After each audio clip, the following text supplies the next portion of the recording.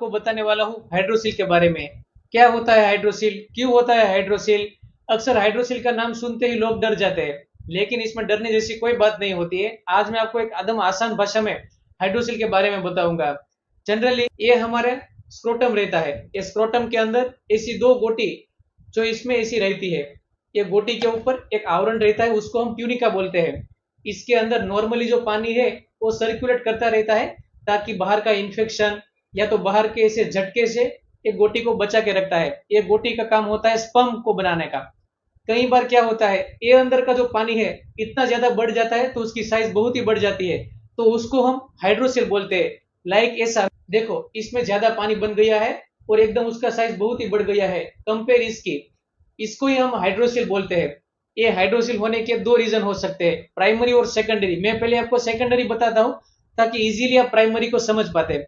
Secondary में या तो कोई कारण होगा, कोई इन्फेक्शन, या तो फिर गोटी का एकदम घूम जाना, टोर्शन होता है, तो इसकी वजह से हाइड्रोसिल हो सकता है। या तो फिर गहरी चोट या तो मुक्का मार लगने की वजह से भी हाइड्रोसिल हो सकता है। यूरेथ्रा में, पेशाब के रास्ते में कई बार इन्फेक्शन ज्यादा लगने की वजह से भी ये हाइड्रोसिल हो सकता है।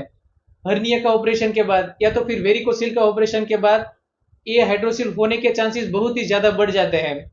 देखा जाए तो कैंसर जैसी रेयर बीमारी जो होती है तो उसकी वजह से हाइड्रोसिल हो सकता है, लेकिन गोटी का कैंसर होता है तभी। प्राइमरी में हम देखा जाए तो इसमें कोई ठोस कारण नहीं होता है, कोई ऐसा मेजर इन्फेक्शन या तो फिर कोई कैंसर या ऐसा कोई मेजर कोई कारण नहीं होता है। लेकिन फिर भी जो अंदर की जो सर्कुलेट करने वाला जो फ्लूइड है, वो फ्लूइड का प्रोडक्शन ज्यादा हो जाता है, या तो फिर वो जो फ्लूइड सर्कुलेट करता है वो अच्छा फ्लूइड आता है और खराब फ्लूइड निकल जाता है। तो जो निकलने की क्षमता जो है वो क्षमता चली जाती है, तो अंदर जो फ्लूइड है वो फील होते ही जाता है, होते ही जाता है, तो फिर भी हाइड्रोसिल हो सकता है। ये हाइड्रोसिल हुआ है तो उसमें क्या क्या परेशानी हो सकती है। सबसे पहले तो पेन, इसका दुखाव बहुत ही ज्यादा होता है।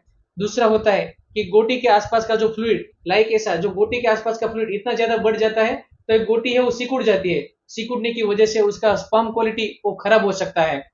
सेकेंडरी हाइड्रोसिल में किन वजह से हाइड्रोसिल है, अगर वो वजह को, वो कारण को हम ट्रीट करेंगे तो हाइड्रोसिल अपने आप अच्छा हो जाएगा। अगर कोई इन्फेक्शन के कारण है तो हम भारी एंटीबायोटिक वगैरह चलाएंगे, एंटी इंफ्लेमेटरी ड्रग चलाएंगे, तो इससे ही हाइड्रोसिल है वो चला जाएगा। दूसरा, अगर कैंसर है तो कैंसर की ट्रीटमेंट करेंगे तो इसमें हाइड्रोसिल वो है चला जाएगा। अक्सर लोग बोलते हैं इसमें सर्जरी कैसे होती है, आज मैं आपको सर्जरी के बारे में भी बताता हूँ। सबसे पहले तो जो ये फ्लूइड है इसमें अंदर एक पतला सा निडल डाल के ये फ्लूइड को निकाल लेते हैं। लेकिन कई बार क्या होता है, ये फ्लूइड को निकलने के बाद उसमें एंटीबायोटिक डालना रहता है। अगर वो एंटीबायोटिक का एलर्जी वगैरह रहा तो वापिस से भी हाइड्रोसिल हो सकता है।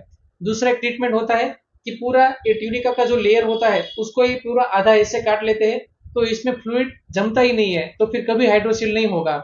अगर इसमें आपको कोई डाउट है, कोई क्वेरी है, तो आप मुझे कमेंट सेक्शन में पूछ सकते हो। Thank you so much.